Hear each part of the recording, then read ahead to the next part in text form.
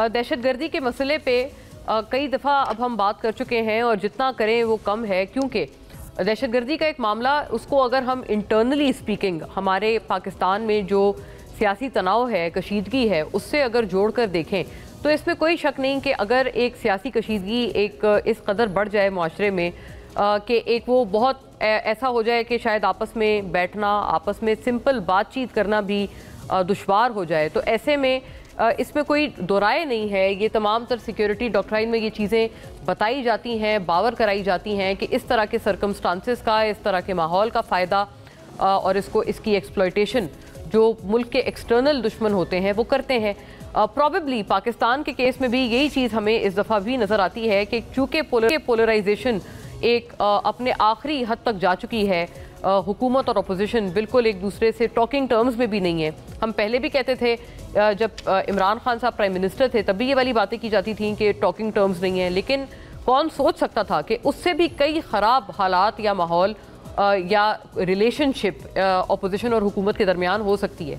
आज हम उससे कई ज़्यादा आगे आ गए हैं। अपोजिशन और हुकूमत के दरमियान जो फ़र्क है वो नाकाबिले यकीन हद तक बढ़ चुका है और शायद इसी की वजह से जो पाकिस्तान के एक्सटर्नल दुश्मन हैं वो इसको एक्सप्लॉइट कर रहे हैं सिचुएशन को, क्योंकि अक्सर व बेशतर अपने दिफा में पाकिस्तान के दुश्मनान इन तमाम तर दहशतगर्दियों का जवाज़ और मासूम निहत्ते शहरियों को टारगेट करने का, उन्हें अटैक करने का, उन्हें शहीद करने का जवाज़ अक्सर व बेशतर बनाया जाता है एक पॉलिटिकल रेटरिक को पेश करके। ये तमाम तर बातें बैनुल-अक़वामी मीडिया में जितने जो एंटी पाकिस्तान एलिमेंट्स हैं वो करते हुए बड़े फ़ख्र से नज़र आते हैं और वो वही वाली बातें दोहराते हैं जो कि यहाँ पर एक पॉलिटिकल तौर पर जो एक अपोजिशन की बातें हैं।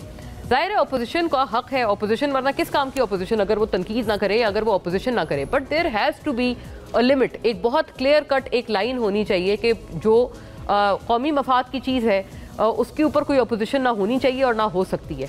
तो ये जो नाज़रीन, ये जो एक बड़ी एविडेंट किस्म की लाइन है वो ड्रॉ करने में क्यों हम लोग नाकाम हुए हैं, ये तमाम तर जो सियासी माइंड्स हैं उनसे बहुत ज़रूरी सवाल बनता है। बहरहाल अब ऑल पार्टीज कॉन्फ्रेंस कह रहे हैं कि बुलाई जाएगी, अब उस पर नेशनल एक्शन प्लान 2 की भी बात हो रही है। उस तरह की यकजहती चाहिए, मिल सकेगी या नहीं मिल सकेगी। ऑल पार्टीज कॉन्फ्रेंस में पीटीआई शिरकत करेगी। पीटीआई अब खुद कह रहे हैं कि आप बुलाएं तो मोस्ट डेफिनेटली वो खुद तो इस पर शामिल होंगे और हमारी इत्तलात भी यही कहती हैं कि पाकिस्तान तहरीक इंसाफ ने अब तक जो फैसला किया है वो यही किया है कि वो इसमें शामिल होंगे, they will become a part of it.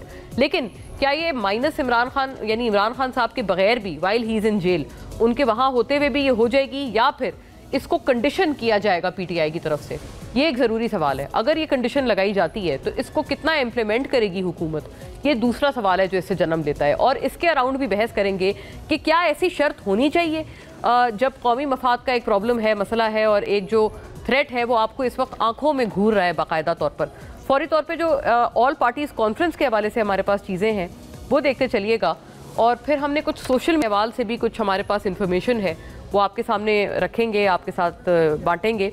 दहशतगर्दी ऑल पार्टीज़ कॉन्फ्रेंस, इस मसले पर वज़ीर आज़म के बाद अपोजिशन इत्तेहाद ने भी सिक्योरिटी पर ऑल पार्टीज़ कॉन्फ्रेंस बुलाने का ऐलान कर दिया है, जबकि पीपल्स पार्टी के चेयरमैन बिलावल भुट्टो जरदारी ने नेशनल एक्शन प्लान 2 बनाने की तजवीज़ दी है।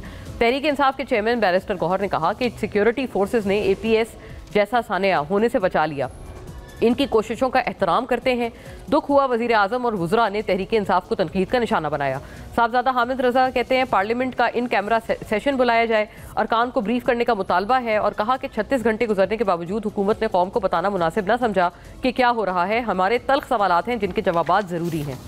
रहनुमा PTI असद कैसर ये कहते हैं कि बानी PTI होंगे तो ऑल पार्टीज़ कॉन्फ्रेंस की अहमियत होगी। ये नाजरीन वो शर्त है जिसका भी तज़किरा हुआ।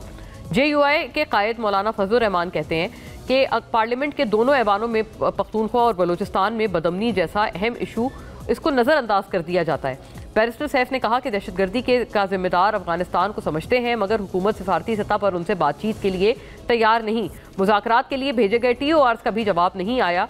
ना वफाक हुकूमत को खुद मुज़ाकरात कर रही है और ना वफाकी हुकूमत खुद कर रही है और ना हमें करने दे रही है। इस मसले को भी नाज़रीन हमने गुज़िश्ता 2 हफ्तों में खासी दफ़ा अपने प्रोग्राम्स के ज़रिए आपके सामने पेश किया कि कुछ TORs हैं जो कि मांगे हैं KP गवर्नमेंट ने, उसके ऊपर वफाक ने उनको किसी तरह का कोई जवाब नहीं दिया है। और जो एक सोशल मीडिया पे बयानात का और बयानिए का एक जो सिलसिला चल रहा है, बिलखुसूस क्योंकि इस तरह की सेंसिटिविटी में और कौमी मफाद के इशूज़ पे जैसे हमने इससे पहले बात की, ज़ाहिर है कुछ चीज़ें बिल्कुल पॉलिटिक्स से परे होती हैं, उसके ऊपर सियासत हो ही नहीं सकती। उनके ऊपर सियासत अगर होती है तो यकीनन सवालात भी उठते हैं, तशवीश भी होती है। सियासत करना, अपोज करना, अपोजिशन का नाम ही इटसेल्फ अपोजिशन से अपोज करने से डिराइव होता है, तो अपोज तो उन्होंने करना है, दैट इज़ देयर राइट। लेकिन कहाँ करना है, वो कौमी मसाइल पे जब वो बात आ जाती है तो वहाँ तो अपोजिशन की कोई गुंजाइश ही नहीं बनती।